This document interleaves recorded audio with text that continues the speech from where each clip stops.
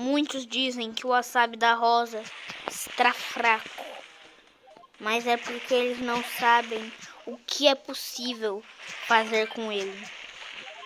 Ninguém nunca percebeu que a rosa com esse wasabi pode fazer quantos matos ela quiser.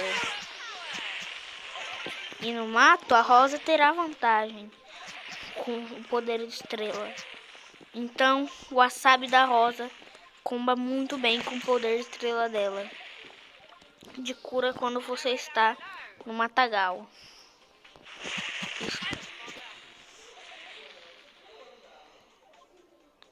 Podendo até esconder aliados ou inimigos no seu incrível matagal, de derrotar todos.